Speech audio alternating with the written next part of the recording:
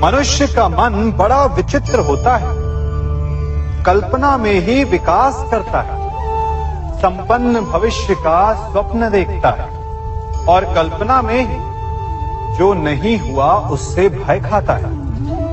और यही भय मनुष्य का सबसे बड़ा शत्रु है। हमारे भविष्य के मार्ग में, हमारे आनंद के मार्ग में सबसे बड़ी बाधा है। अब आप लोग मुझसे पूछेंगे कि इसका तोड़ क्या है, भय से मुक्ति कैसे पाई जाए? तो ये प्रश्न आप स्वयं से पूछिए। तनिक सोचिए, जब आप एक सुंदर भविष्य की कामना करते हैं तो उसे पाने के लिए आप परिश्रम करते हैं ना। ठीक उसी प्रकार भय से मुक्ति पाने के लिए आप उससे लड़ जाएं और उसका निवारण आपको स्वतः ही मिल जाएगा।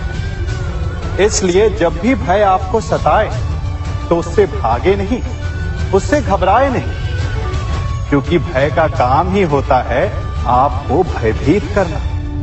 इसलिए जब भी भय आप पर आक्रमण करे तो आप भी उस पर पहले ही आक्रमण कर दें।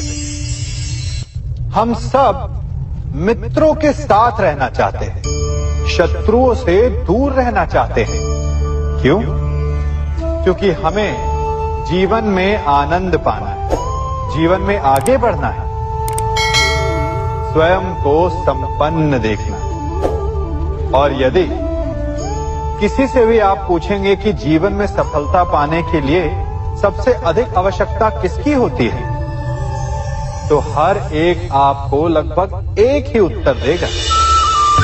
सफलता प्राप्त करने के लिए आपको सच्चे मित्रों की आवश्यकता होती है। परंतु यदि आपको और अधिक सफल होना है तो आपको केवल मित्रों की नहीं, शत्रु की अधिक आवश्यकता है। अब आप कहेंगे, ये मैंने कैसी बात कर दी?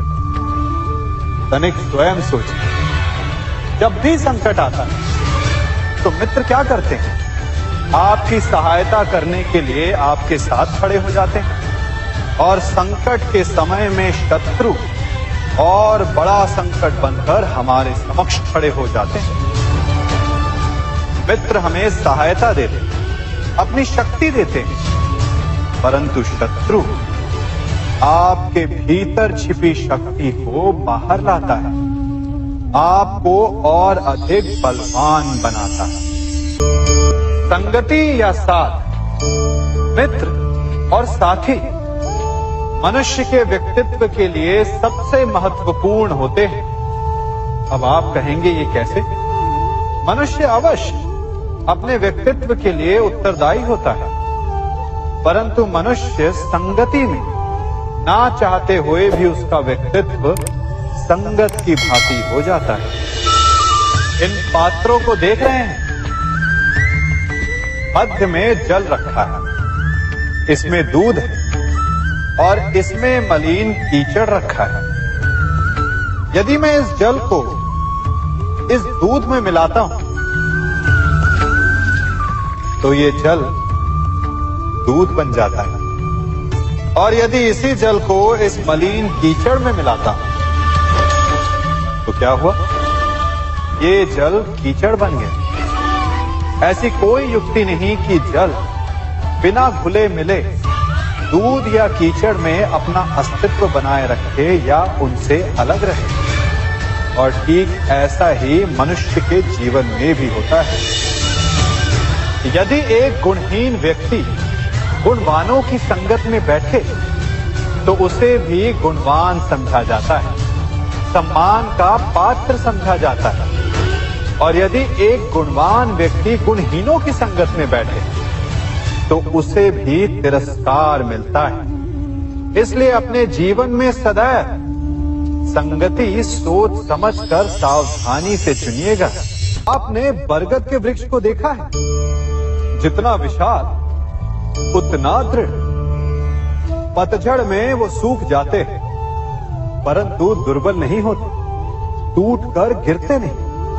और उसके विपरीत दलदल में उपजे वृक्षों को देखिए, वो दिखने में तो बड़े होते हैं, पतझड़ आए या शीत सदा हरे भरे होते हैं, परंतु इतने दुर्बल होते हैं कि जलधारा के हल्के से वेग से वो गिर जाते हैं। परंतु ऐसा क्यों होता है? कारण है जड़ें। जिसकी जड़ें दृढ़ भूमि में है वो हर चक्रवात, हर ऋतुओं को सह लेता है, और जिसकी जड़ें दलदल में है वो स्वयं की जड़ों को दुर्बल बना लेता है। कुछ ऐसा ही मनुष्य भी होता है जो अधर्म, कुकर्म और असत्य की धरा पर उपजा है। वो समय की एक मार भी नहीं सह पाता, और जो मनुष्य सत्य, धर्म की धरा पर उपजा है वो हर समस्या से अविचलित हो जाता है। अब आप पर निर्भर करता है कि आप क्या बनना चाहते हैं। मनुष्य भी बड़ा विचित्र प्राणी है। अपनों से नीचे के स्तर के लोगों को वो हे दृष्टि से देखता है, उनका उपहास उड़ाता है, उनसे बार बार कहता है कि तुम्हारा कुछ नहीं हो सकता, तुम भविष्य में कुछ नहीं कर पाओगे। जब मनुष्य के पास धन, संपत्ति, मान होता है तो वो दूसरों का आदर नहीं करता, परंतु वो एक बात भूल जाता है कि उससे भी अधिक शक्तिशाली कोई अस्तित्व में है, और वो है समय। काल। काल अपना चक्र कब बदलेगा ये कोई नहीं जानता। समय अपनी करवट कब लेगा ये कोई नहीं जानता। कोयला भी समय के साथ साथ हीरे में परिवर्तित हो जाता है।